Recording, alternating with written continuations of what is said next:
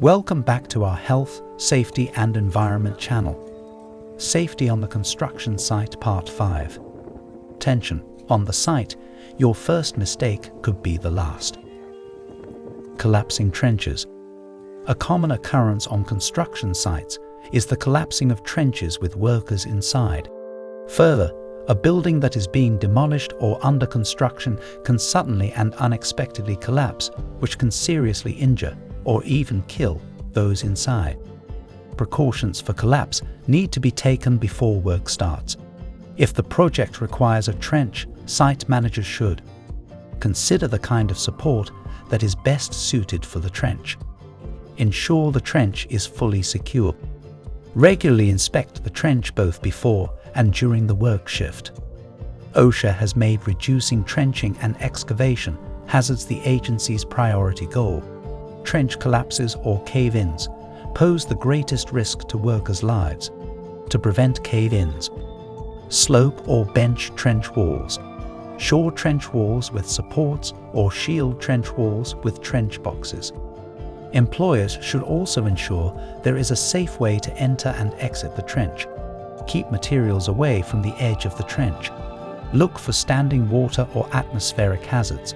Never enter a trench unless it has been properly inspected. Asbestos. Asbestos refers to a set of 6 naturally occurring fibrous minerals.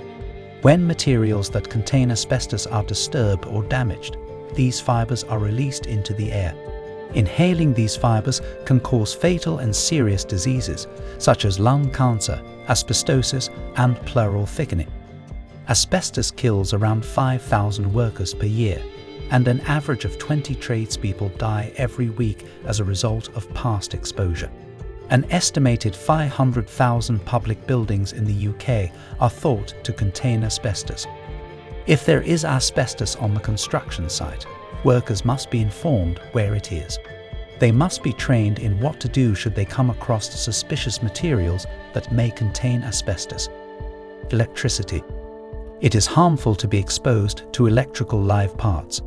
Harm can occur either by touching live parts directly or indirectly by a conducting object or material. HSE reports that 1,000 electrical accidents at work are reported every year. Most of these accidents arise from contact with overhead or underground power cables and electrical equipment machinery. Electric shocks are a common cause for falls from ladders, scaffolds, and other work platforms. There is also a growing number of electrocutions involving workers who are not qualified electricians, but who are carrying out electrical work on construction sites. Many workers are unaware of the potential electrical hazards present in their work environment, which makes them more vulnerable to the danger of electrocution.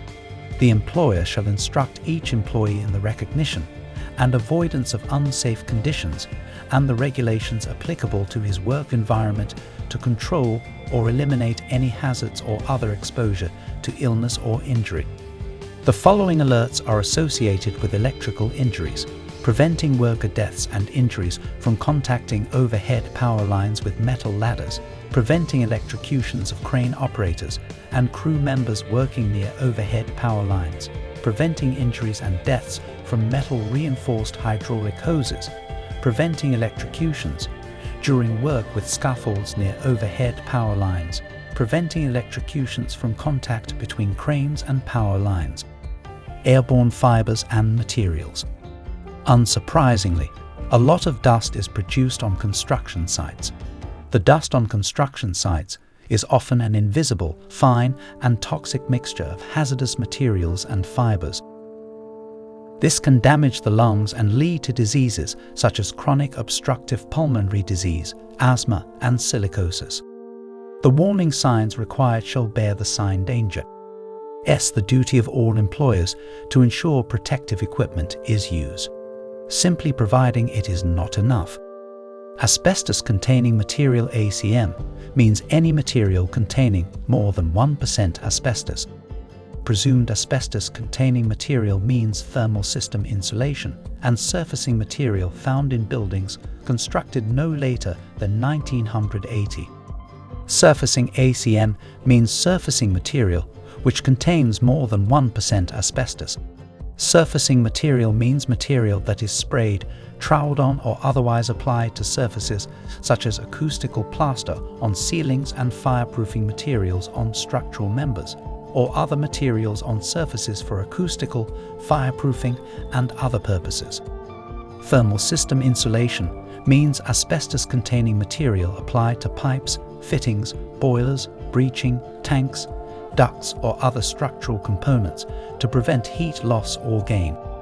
Thermal system insulation (ACM) means thermal system insulation which contains more than 1% asbestos. The employer shall ensure that no employee is exposed to an airborne concentration of asbestos in excess of 0.1 fiber per cubic centimeter of air as an 8-hour time-weighted average. 4. Chemical manufacturers, importers, distributors and employers shall comply with all requirements of the Hazard Communication Standard for asbestos. Types of personal protective equipment. Head protection. Head protection is required on almost all construction sites. It is important for construction work to be organized to minimize all risks to workers, however. It is likely that hazards will still remain, and everyone will be required to wear safety helmets at all times while on site. The employer shall ensure that each affected employee wears a protective helmet when working in areas where there is a potential for injury to the head from falling objects. The only exception to the hard hat rule is for Sikhs who wear turbans. They are exempt from the legal responsibility of wearing a hard hat on site, however. It is important to stress the risks they are taking by not wearing head protection. Acceptable head protection should be in good condition. Do not wear damaged PPE. If it's damaged, it must be thrown away and replaced by the employer. Be a good fit for each individual and be worn properly. Not prevent someone from wearing hearing protection when required. Only be purchased from a reputable supplier. Ear protection. Ear protection is needed to protect workers from noise hazards. Both the exposure duration and the sound level workers are submitted to can contribute to ear damage. Even if workers are only subjected for a short duration, very high-level sounds can still pose a hazard to the ears. Therefore, it is necessary for all workers to be provided with the correct type of hearing protection for the type of work they are undertaking. OSHA NIOSH recommends that workers shall be required to wear hearing protectors when engaged in work that exposes them to noise that equals or exceeds 85 dBA as an ATAR TWA. The employer shall provide hearing protectors at no cost to the workers. Hearing protectors shall attenuate noise sufficiently to keep the worker's real-world exposure below 85 decibels as an ATAR TWA. Workers exposed to any single impulse noise level that exceed 140 decibels, those whose ATAR TWA exposures exceed 100 dBA should wear double hearing protection. They should wear earplugs and earmuffs simultaneously. Foot and leg protection. Construction workers are always be expected to wear protective footwear while on site. The bones in the foot are easily damaged, with an injury to muscle or tendons potentially prohibiting normal foot movement for several months. Therefore, it is highly important to take precautions that minimize the risk of a foot injury. The ideal foot PPE encompasses steel toe caps to protect from dropped objects and steel midsole protection to protect against puncture or penetration wounds from stepping on sharp objects. The employer shall ensure that each affected employee uses protective footwear when working in areas where there is a danger of foot injuries due to falling or rolling objects, or objects piercing the sole, or when the use of protective footwear will protect the affected employee from an electrical hazard, such as a static discharge or electric shock hazard, that remains after the employer takes other necessary protective measures. Eye and face protection. The employer shall ensure that each affected employee uses appropriate eye or face protection when exposed to eye or face hazards from flying particles, molten metal, liquid chemicals, acids or caustic liquids, chemical gases or vapors, or potentially injurious light radiation. It is important to wear eye and face protection when at risk of hazards involving chemical or metal splashes, dust, projectiles, gas, vapors, and radiation. The types of eye protection available are safety spectacles, goggles, face screens, face shields, visors. When selecting eye and face protection, it is important to ensure that it is task suitable and that the correct fit is selected for each worker. If not, workers will still be vulnerable to risks. Lung protection. Lung protection is commonly required when working on a construction site, as workers often encounter hazards such as dust, gases, and vapors. When selecting lung PPE, it is important to ensure that the chosen piece of equipment fits the intended user properly. If incorrectly fitting respiratory PPE is selected, an adequate seal might not be formed, leaving workers susceptible to workplace hazards.